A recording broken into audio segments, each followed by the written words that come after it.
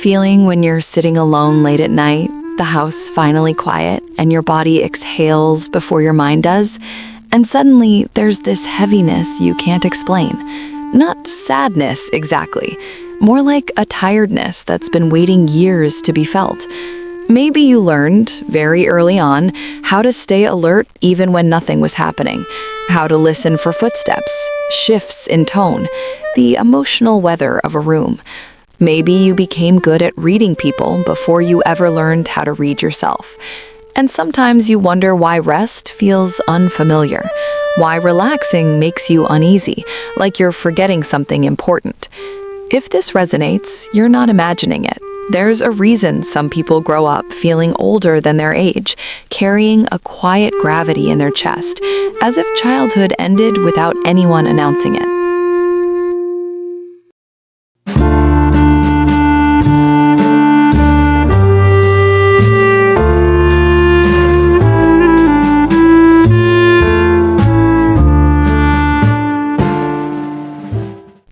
Maybe you grew up being the reliable one, the one who didn't cause trouble, the one who understood without being told.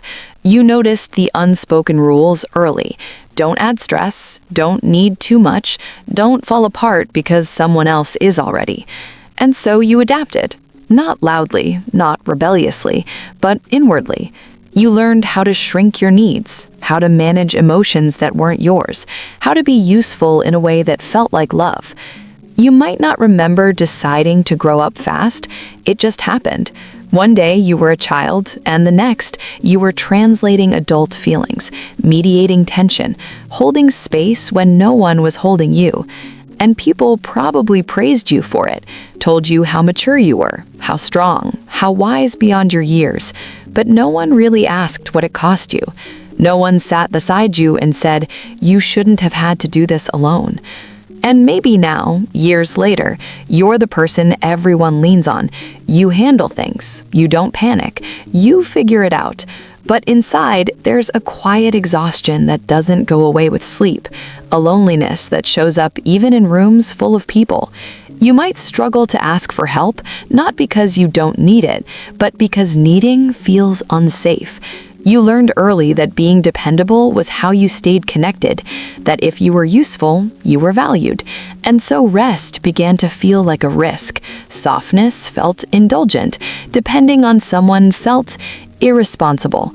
You might notice how quickly you take control in chaos, how calm you are in emergencies, how disconnected you feel in moments that are supposed to be carefree.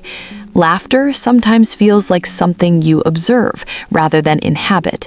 And when things finally slow down, when there's nothing urgent to fix, a strange emptiness creeps in, like your nervous system doesn't know what to do without a problem to solve. Maybe you grew up managing adult emotions before you understood your own. You sensed disappointment, anger, sadness in the people around you, and you adjusted yourself accordingly. You became careful, attuned. You learned when to speak and when to disappear.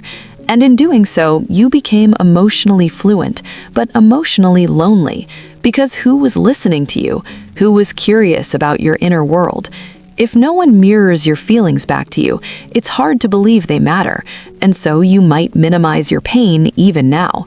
Tell yourself it wasn't that bad. Others had it worse. You survived, didn't you? But survival isn't the same as being seen.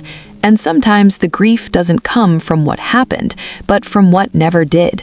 The comfort that wasn't offered, the safety that was inconsistent, the permission to be messy, needy, small. You might feel this strange tension between independence and longing. You pride yourself on not needing anyone, yet there's a deep ache to be chosen, to be held without having to earn it. Relationships can feel confusing. You might overgive, overfunction, take responsibility for other people's moods. Or you might keep distance, afraid that closeness will come with expectations you can't meet without losing yourself. Trust is complicated when love once felt conditional, and identity becomes fragile when you were shaped by what others needed you to be. Sometimes you don't know who you are when you're not being useful, when you're not fixing, supporting, performing strength. There's a quiet question that lingers. If I stop being strong, will I still be loved? And that question can follow you into adulthood, into careers, friendships, even moments of rest. You might feel guilty for wanting ease, like peace has to be earned, like joy should be postponed until everything is handled. But everything is never handled, is it? There's always something else. And so you keep going, keep carrying, keep postponing yourself. But here's something gentle to consider. The strength you developed was real. It was adaptive. It helped you survive an environment that asked too much of you too soon. There is nothing wrong with you for becoming hyper-aware, capable, self-sufficient. That wasn't a flaw. It was wisdom born from necessity. But what protected you then might be exhausting you now, and you're allowed to update the rules. You're allowed to question the belief that your worth lives in your usefulness. You're allowed to notice how tired you are without immediately invalidating it. Healing for someone who grew up too fast doesn't look like becoming someone new. It looks like slowly, tenderly letting yourself be younger in safe ways, letting yourself not know, letting someone else lead, letting your emotions exist without managing them into neat boxes. It might feel awkward at first. Vulnerability often does when you weren't given space for it early on. You might feel guilt when you rest, anxiety when you ask, fear when you receive without giving back immediately. That doesn't mean you're doing it wrong. It means you're unlearning, and unlearning is rarely comfortable. But imagine a version of strength that includes softness, a version of independence that allows interdependence, a life where you don't have to prove your value through endurance. You don't have to carry the world to earn a place in it. You can still be capable without being alone. You can still be wise without being weary. And maybe tonight, as you sit with this, you can offer yourself a small kindness. Notice where you're holding tension. Notice how quickly you dismiss your own needs. And just for a moment, pause, breathe. You're allowed to rest without permission. You're allowed to feel without fixing. You're allowed to grow slowly now. What would it be like to be gentle with the part of you that never got to be? What would it mean to redefine strength as staying present with yourself, even when it's uncomfortable? If these words are stirring something in you, you're not alone in that. Many people are quietly carrying the same story. And maybe sharing it, even silently, is part of how it loosens its grip.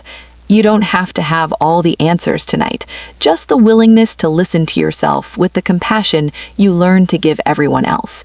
And if you want to stay here a little longer, to reflect, to share what resonated, or simply to feel less alone in it, you're welcome to.